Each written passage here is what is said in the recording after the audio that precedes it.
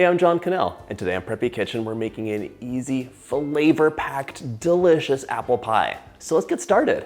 First off, grab 3 pounds of apples, and you can use any of your favorites. Today, I'm using a combination of Granny Smith and Honeycrisp. They're both really firm apples.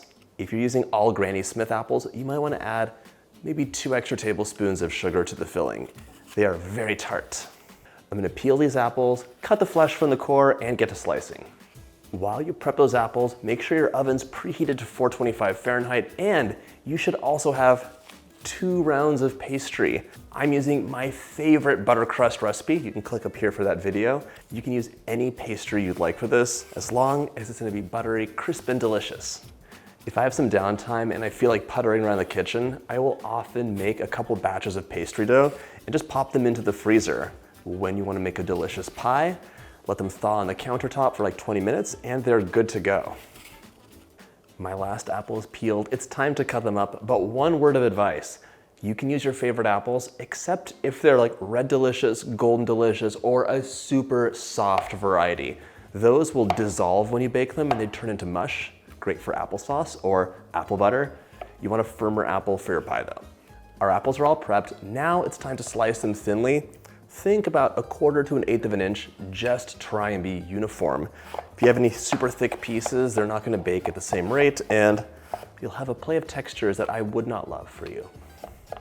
A lot of us think of apple pie as like the quintessential American dessert, but of course apple pie was not invented in America. It's really from England with influences from France and the Netherlands and even the Ottoman Empire. Apples in a dessert have been popular for a long time, and covering it in a beautiful butter crust is not a brand new idea.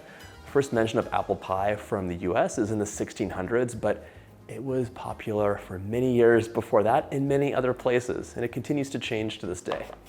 I've even talked about this recipe. This apple pie is so easy, you're gonna be shocked. Really, like, there's nothing that can go wrong. It's totally foolproof. And I took my old apple recipe and just really kind of simplified it and streamlined it so you get all those same wonderful flavors and textures, but with much less work. In case you're wondering why I have a new apple pie video when there's an old one on the channel. I'm always like looking at recipes and seeing how I can improve them or make them a bit easier or streamline them. So it's like revisiting an old friend. When you chop, let your knuckles guide the knife. Never do this, yes to this, just in case you're a novice chopper. My apples are finally all prepped. This is so much, but you're gonna see that all of this kind of condenses down once it bakes up. For a little extra zing and brightness, I'm gonna use 2 tablespoons of fresh lemon juice. This also keeps the apples from oxidizing, but no one cares because they're gonna change color with the cinnamon and the sugar and the baking and all that. 2 tablespoons. It's like almost a whole lemon.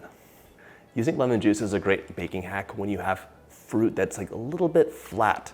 Sometimes you get apples that are just kind of like, meh, they're sweet, but they don't have a lot of flavor to them.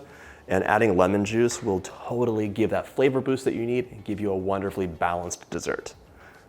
This bowl is too small for this amount of apples. Transferring them over to something more appropriate. The lemon juice is gonna give us some zing, but an apple pie needs to have that kiss of sweetness from 1 cup of sugar, 200 grams. Sprinkle that in there, and the sugar, yes, will sweeten the apples. It's also gonna coax some water out of them as well and give you that wonderful like apple caramel like filling that we all love. I want 1/2 cup of all-purpose flour. I'm gonna sprinkle that in to my measuring cup so I don't pack too much flour in there. Level it off. Now we're gonna sprinkle that in as well. You need to have all your favorite spices in here. At a minimum, I would like 1/4 teaspoon of nutmeg. Nutmeg adds a lovely like little depth of flavor. It has kind of citrusy, spicy notes that I love. 1½ teaspoons of cinnamon is a must. You have to have cinnamon in apple pie, but you don't have to stop here. Do you want to add a dash of allspice, mace, cardamom, cloves?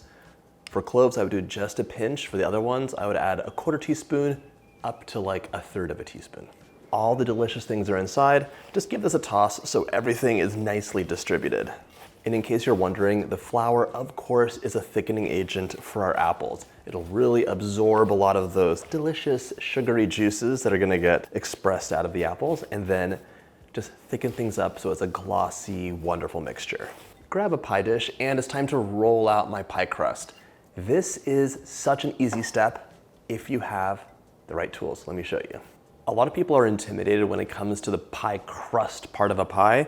Things can get melty and stuck and just be frustrating, but it's so easy as long as you have the right tools. I'm using a pastry mat today. Nothing will stick to it.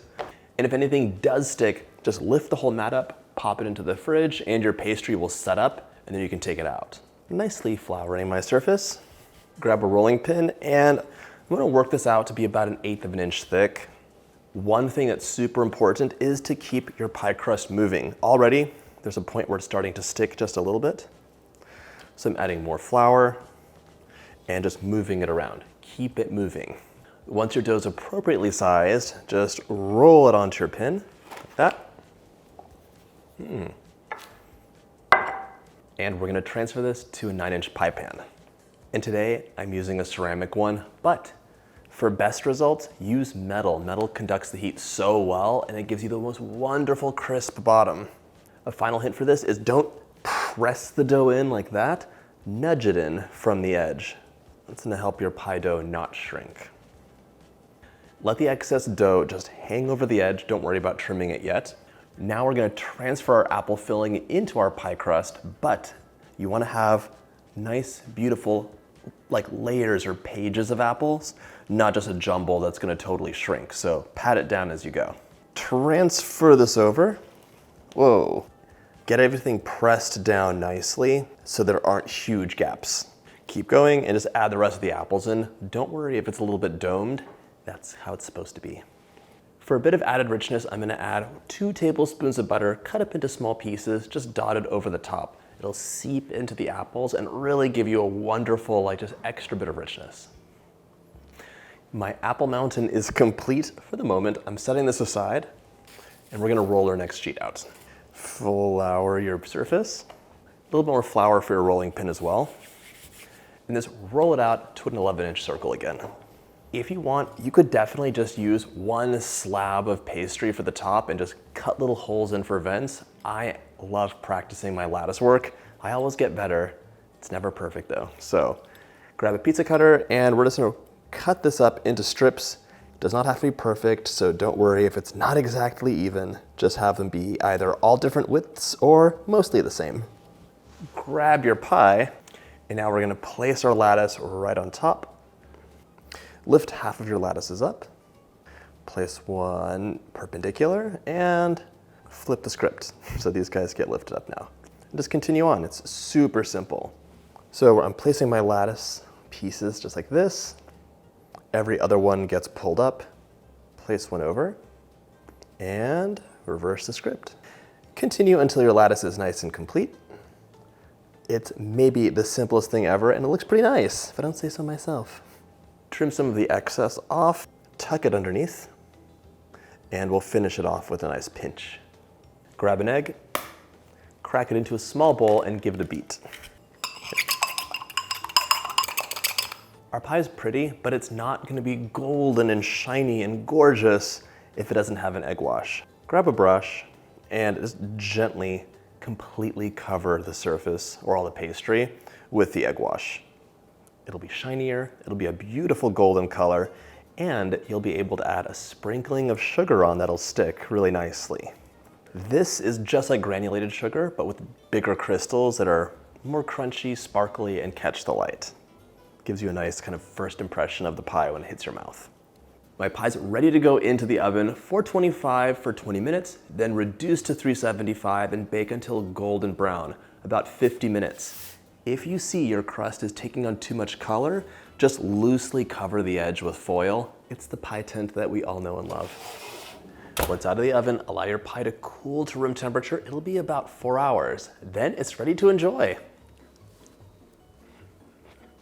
That is so good. I love the texture. Those cinnamony apples are so warm and perfectly sweet with that crisp butter crust and a little dollop of ice cream too.